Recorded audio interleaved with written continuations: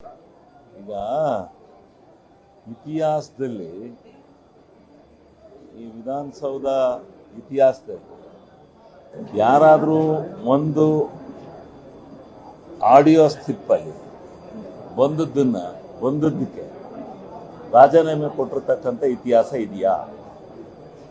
ಸಾಕ್ಷ್ಯಾಧಾರಗಳು ಬಲವಾಗಿರ್ಬೇಕಲ್ಲ. ಯಾರೇ ತಪ್ಪು ಮಾಡಿದ್ರು ತಪ್ಪೇ. ಆದರೆ ಹಿಂದೆ ಎಷ್ಟು ಪ್ರಕರಣಗಳನ್ನು ನಾವು ನೋಡಿದ್ದೇವೆ. ಅಲ್ಲಿ 3-4 ಜನ ಮಂತ್ರಿಗಳು ತಪ್ಪು ಮಾಡಿದಾಗ ಇದೇ ಅಶೋಕ್ ಅವ್ರ ಮೇಲೆ ಬಂತು. ಅವರ PA ಏನೋ ಮಾಡಿದ್ದಾರೆ, ಅದು ಸಾಬೀತಾಯ್ತಾ? ಕೊಟ್ರ ರಾಜೀನಾಮೆಯ? ಇಂಥವು ಎಷ್ಟು ಪ್ರಕರಣಗಳು, ಜೊಲ್ಲೆ ಅವರ ಪ್ರಕರಣ, ಇಂಥವು ಎಷ್ಟು ಪ್ರಕರಣಗಳು ನಡೆದಿದ್ದಾವೆ ಇವ್ರ ಕಾಲದಲ್ಲೇ. ಆಗ ಯಾರು ಈಶ್ವರಪ್ಪನವ್ರದ್ದು ಅಂದರೆ ಪ್ರತ್ಯಕ್ಷ ಸಾಕ್ಷಿ ಇತ್ತು.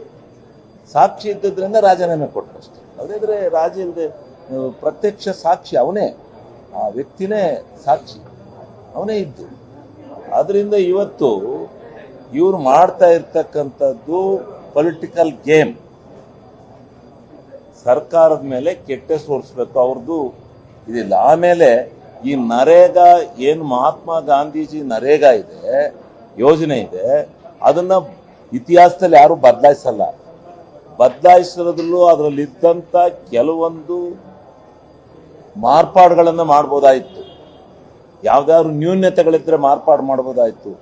ಮಹಾತ್ಮ ಗಾಂಧೀಜಿ ಹೆಸರನ್ನ ತೆಗಿಲಿಕ್ಕೆ ಕಾರಣ ಏನು?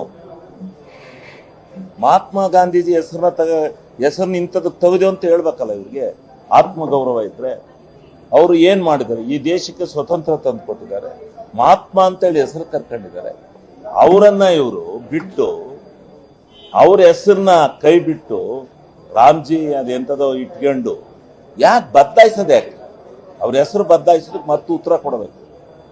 ಆಮೇಲೆ ಎರಡನೇದು, ಇಡೀ ಗ್ರಾಮ ಸ್ವರಾಜ್ಯ ಭಾರತ ದೇಶದ ಇತಿಹಾಸದಲ್ಲಿ ಮಹಾತ್ಮ ಗಾಂಧೀಜಿ ಅವರು ಹೇಳಿದ್ರು ಗ್ರಾಮ ಸ್ವರಾಜ್ಯ ಆಗ್ಬೇಕು ಅಂತ ಹೇಳ್ತಾ ಇದ್ರು. ಅದಕ್ಕೋಸ್ಕರ ಗ್ರಾಮ ಪಂಚಾಯಿತಿಗಳಿಗೆ ಸ್ವಾಯತ್ತತೆಯನ್ನು ಕೊಟ್ಟು ಅವ್ರದೇ ಯೋಜನೆಗಳನ್ನು ರೂಪಿಸ್ಕೊಂಡು ಅವರೇ ಹಣಗಳನ್ನು ಖರ್ಚು ಮಾಡ್ತಕ್ಕಂಥ ಒಂದು ಯೋಜನೆಯನ್ನ ಮನಮೋಹನ್ ಸಿಂಗ್ ಅವರು ತಂದಿದ್ರು, ಗ್ರಾಮ ಸ್ವರಾಜ್ಯ ಮಾಡಿದ್ರು. ಅದನ್ನ ಹತ್ತಿಕ್ಲಿಕ್ಕೆ ಇವರು ಇದರಿಂದ ಇವ್ರಿಗೆ ಒಳ್ಳೆ ಹೆಸರು ಬರುತ್ತೆ ಅನ್ನೋ ಕಾರಣದಿಂದ ಹತ್ತಿಕ್ಲಿಕ್ಕೋಸ್ಕರ ಮಾಡಿರ್ತಕ್ಕಂಥ ಹುನ್ನಾರ ಇದು. ಇವರು ನಾಟಕ್ಕೋಸ್ಕರ ಕೂತಿದ್ದಾರೆ. ಇದರಲ್ಲೇನೂ ತಿರಳಿಲ್ಲ. ಎಲ್ಲ ಸುಮ್ಮನೆ ಬಬ್ಬೆ ಹೊಡಿತಾ ಇದ್ದಾರೆ. ಇದರಲ್ಲಿ ಏನೂ ಆಗೋದಿಲ್ಲ. ಯಾವ ತೋರಿಸ್ಬೇಕಲ್ಲಪ್ಪ? 6,000 ಕೋಟಿ ಸುಮ್ಮನೆ ಬಾಯಲ್ಲಿ ಹೇಳ್ಬಿಟ್ರೆ ಯಾವುದ್ರಲ್ಲಿ 6,000 ಕೋಟಿ ಇಂಥದ್ರಲ್ಲಿ ತಗೊಂಡಿದ್ದಾರೆ, ಇಂಥರ್ಥ ತಗೊಂಡಿದ್ದಾರೆ? ಯಾರೋ ಒಬ್ಬ ಅಸೋಸಿಯೇಷನ್ ಅವರು ಹೇಳ್ತಾರಪ್ಪ, ಎಲ್ಲೆಲ್ಲೋ ನಡೆದಿರ್ಬಹುದು.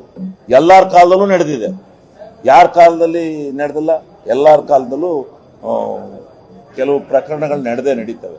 ನಡೆದಿರ್ತಕ್ಕಂಥ ಸಂದರ್ಭದಲ್ಲಿ ಸಾಕ್ಷ್ಯಾಧಾರಗಳನ್ನು ಪ್ರೂವ್ ಮಾಡ್ಬೇಕಲ್ಲ. ಸಾಕ್ಷ್ಯಾಧಾರಗಳನ್ನು ಇಟ್ಟಿದ್ರೆ ಒಪ್ಕೋತೀನಿ ನಾನು. ಅದು ಬಿಟ್ಟು ಹಿಟ್ ಅಂಡ್ ರನ್ ಕೇಸ್ ಮಾಡಿ ಬರೀ ಭ್ರಷ್ಟಾಚಾರ ಅಂತಲೇ ಹೇಳುವಂಥದ್ದು ತಪ್ಪು. ಇದು ನಿಜವಾಗ್ಲೂ BJPಯವರು ಸರ್ಕಾರದ ಮೇಲೆ ಕೆಲವು ಜನಪರ ಕಾರ್ಯಕ್ರಮಗಳನ್ನು ಹತ್ತಿಕ್ಲಿಕ್ಕೋಸ್ಕರ ನಡೆಸ್ತಾ ಇರ್ತಕ್ಕಂಥ ಹುನ್ನಾರ ಇದು ಅಂತಕ್ಕಂಥದ್ದನ್ನು ನಾನು ಸ್ಪಷ್ಟವಾಗಿ ಹೇಳಲಿಕ್ಕೆ ಬಯಸ್ತೇನೆ.